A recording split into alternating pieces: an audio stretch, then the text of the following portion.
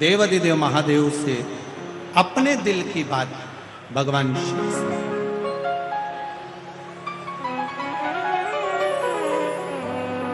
हर हर महा अपनी जगह बैठकर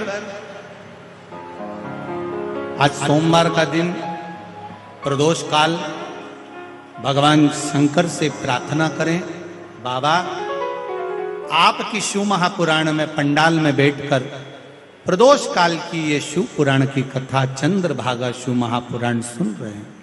आप कृपा करिए, हमारे मन के मनोरथ को पूर्ण करिए। आपके चरणों की भक्ति दीजिए, शक्ति दीजिए, आपके चरणारविंद का रसतत्व दीजिए। श्री शिवाय नमस्तुभ्यं, श्री शिवाय नमस्तुभ्यं,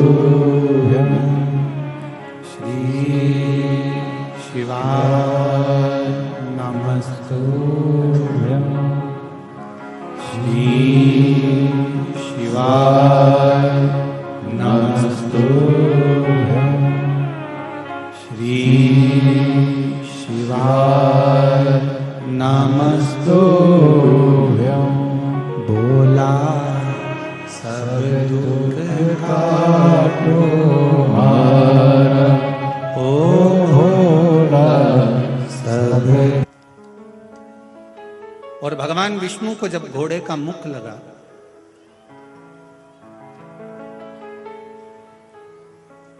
देवऋषि नारद बंदर का मुख पाने के बाद जब क्रोध में भगवान विष्णु को अपशब्द कह दिए, कुछ शब्द कह दिए, तब विचार किया कि अब मुझसे गलती तो हो गई, इस गलती को मैं सुधारूं कैसे?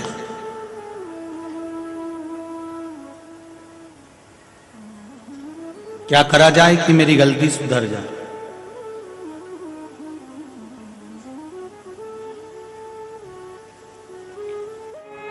देवऋषि नारद से गलती बड़ी हो गई कि भगवान शिव की निंदा कर दी।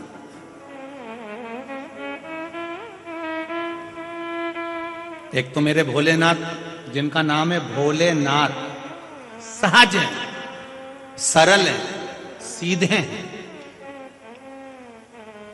सारी दुनिया को उन्होंने सोने की लंका दे दी, सोने का नगर दे दिया, बैकुंठ दे दिया, इंद्र को सिंहासन दे दिया, चोर को कुबेर बना दिया, सब कुछ दे दिया। जिन्होंने पूरी सत्ता दुनिया के लोगों को दे दी, पर सब कुछ देने के बाद स्वयं वीराने में रहता है, स्वयं कैलाश पर, स्वयं शमशान में रहता है, अलमस्त होकर रहता है, उसे कोई चिंता।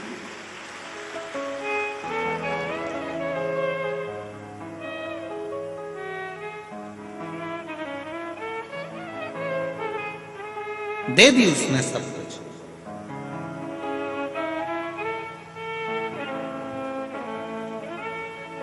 शिव पुराण कह रही है, भगवान शंकर की कथा कर रही है, शिव तत्व कह रहा है। देवऋषि नारद की आंख में आंसू आ गए। भगवान विष्णु से पूछा कि अब मेरा उद्धार कैसे होगा?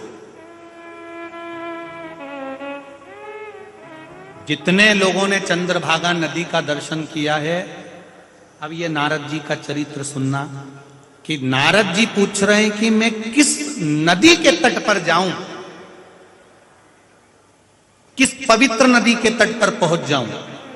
देवऋषि नारद कह रहे हैं जिससे मेरे जन्म मरण का चक्कर छूट जाए और मेरा अहंकार समाप्त हो जाए और मैं निंदा करना छोड़ दूं, अपशब्द कहना छोड़ दूं, मेरी चित्त वृत्ति भटकना बंद हो जाए और मेरा शिव जी के चरणों में चित्त लग जाए।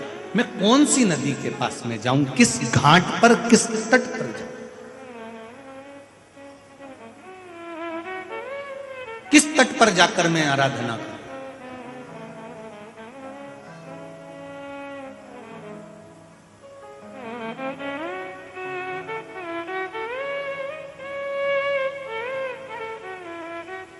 एक बात अपनी जिंदगी में उतार कर रखिए। हम रोज गंगा नहाने के लिए हरिद्वार प्रयागराज नहीं जा सकते। हम रोज गंगा यमुना सरस्वती का स्नान करने के लिए प्रयागराज नहीं जा सकते, त्रिवेणी स्नान के लिए।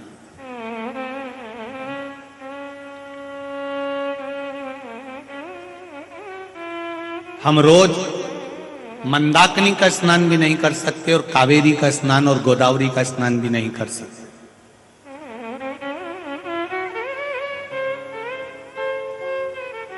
कौन सा स्थान है जहां पर संपूर्ण विश्व की पवित्र नदियां एक साथ विराजमान होती है? 33 कोटि देवी देवता एक साथ विराजमान होते हैं। ऐसी पवित्र भूमि का स्थान हमको बताया जाए।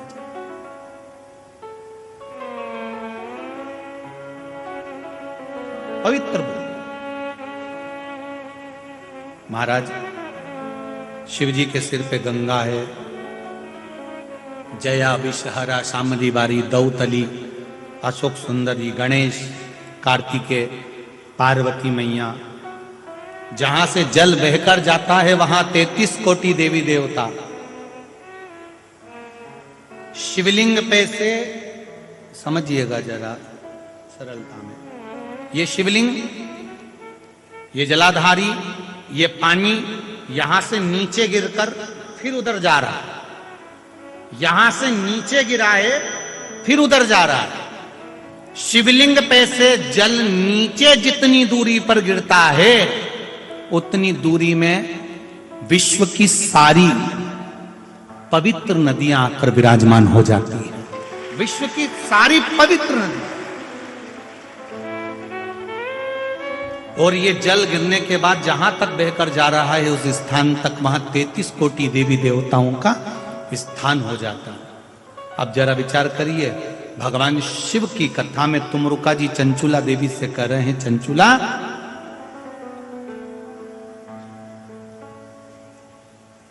जो एक बार भी देवाधिदेव महादेव के शिवालय में, या मंदिर नहीं कहा, मंदिर और शिवालय में अंतर है।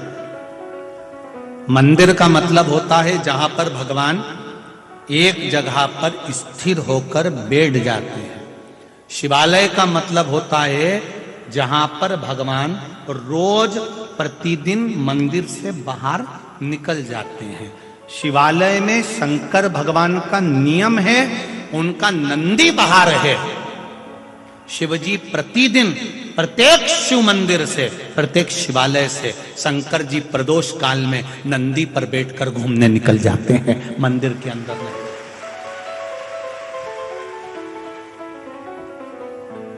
किसी ने कहा, गुरुजी जब कानपुर की कथा थी तो वो कथा का समय क्या था? हमने कहा दोपहर में 1 बजे से 4 बजे था। तो ये कथा आपने फिर 4 बजे से 7 बजे तक क्यों रख ली? क्या चैनल पर बुकिंग नहीं थी? आप फोन लगाकर आस्था चैनल वालों से पूछेंगे तो वो कहेंगे 1 बजे से 4 बजे तक गुरुजी का समय बुक था। पर माघ का महीना, संक्रांति का पर्व, तो मन में आया कि प्रदोष काल में कथा कभी नहीं करी, एक बार माघ महीने में जो प्रदोष काल की कथा, तो जीवन का एक आनंद प्राप्त। प्रदोष काल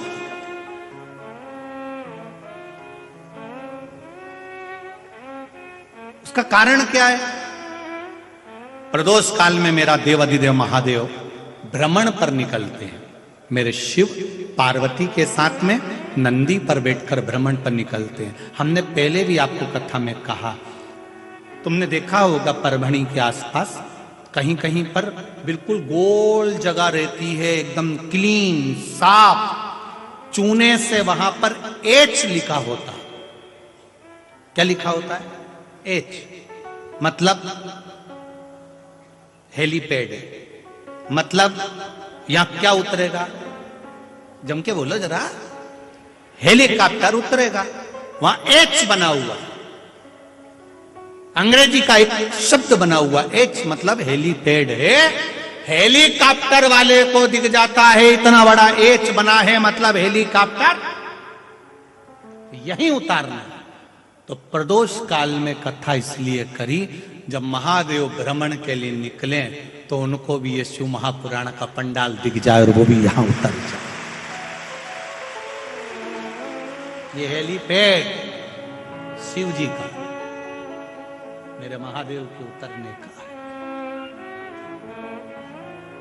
नारद जी ने कहा, शिव जी आप कामदेव को नहीं जीत पाए, मैंने कामदेव को जीता। शंकर भगवान ने अपने गले की रुद्राक्ष की माला उतारकर नारद जी को पहना दी। हाथ जोड़कर भोलेनाथ ने कहा, देव ऋषि नारद आप देव ऋषि हो, मैं ग्रस्त हूं। ग्रस्त कामदेव को नहीं जीत सकता, पर संत कामदेव को जीत सकता। आप ऋषि हो, संत हो, आप कामदेव को जीते हो। मैं तो ग्रस्ती हूं, घर में रहता हूं, परिवार में रहता हूं, कुटुंब में रहता हूं, तो मैं नहीं जीत पाया, पर आपने तो जीता। आप तो जीते हो ना। बैठो, आसन दिया बैठने के लिए। देव ऋषि नारद अहंकार में इतने फूले हुए थे, इतने अभिमान में फूले हुए थे कि वो आसन पर भी नहीं बैठे। उन्होंने कहा मुझे जाना है। शंकर जी ने कहा जाओ, पर हाथ जोड़ के निवेदन है, ये बात जो तुमने मुझसे कही ये भगवान विष्णु से मत कहना, क्योंकि इनका आपस का प्रेम इतना पक्का था कि ये निंदा नहीं सुन पाएंगे मेरे नारायण।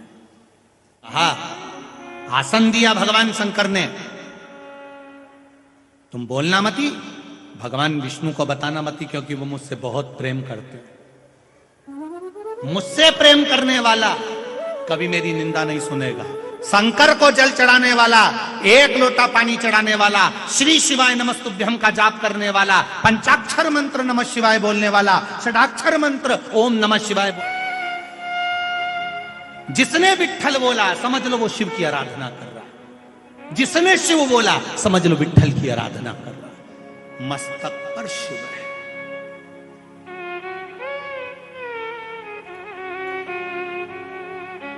सुन नहीं सकते। कई लोग कहेंगे श्री शिवाय नमस्तुभ्यम, इसका मतलब होता है हे शंकर मैं आपके चरणों को प्रणाम करता हूं, नमन करता हूं। बार नमः शिवाय का मतलब भी यही होता है कि हे शिव मैं आपको नमन करता हूं, प्रणाम करता हूं, आपके चरणों को नमन करता हूं, प्रणाम करता हूं। अब लोगों ने कहा 33 कोटि देवी देवताओं में सबसे सरल, सबसे सस्ता एक ही देव, बोल दो जम के, महादेव। ना अंबर चाहिए, ना पीतांबर चाहिए, ना धन चाहिए, ना दौलत चाहिए, ना सत्ता चाहिए, ना वैभव चाहिए, ना अंबारियां चाहिए, केवल एक लोटा जल। और तुम्हारे पास में बेलपत्री नहीं है तो शंकर जी की कथा कहती है उन्हीं की उठा के धो के उन्हीं को चढ़ा दो। उनको बुरा नहीं लगता, बड़े खुश होते हैं। अब तुमने जो शिव जी को चढ़ाया, शिव जी की बेलपत्र उठाकर शिव जी को चढ़ाया, शंकर खुश हो गए। अब ये काम तुम किसी वीआईपी के घर पे जाना, प्रैक्टिकल करो। किसी वीआईपी के घर पर जाना और उसके सोफे पर बैठना और विचार करना मैं तो कुछ लेकर आई नहीं, कुछ मत, उन्हीं के घर का कोई सामान उठा लेना, उन्हीं के घर का, और उसको एक अखबार में लपेट के हैप्पी बर्थडे टू यू, उन्हीं का सामान, उन्हीं का वस्तु, उन्हीं की सामग्री उनको दे दो। अब वो जब खोलेगा। श्री शिवाय नमस्तुभ्यम हर हर महादेव। वीडियो पसंद आए चैनल को लाइक करें, सब्सक्राइब करें, शेयर करें। कमेंट बॉक्स में श्री शिवाय नमस्तुभ्यम हर हर महादेव अवश्य लिखें। ऐसे ही वीडियो जानने के लिए, देखने के लिए चैनल को सब्सक्राइब अवश्य करें। धन्यवाद।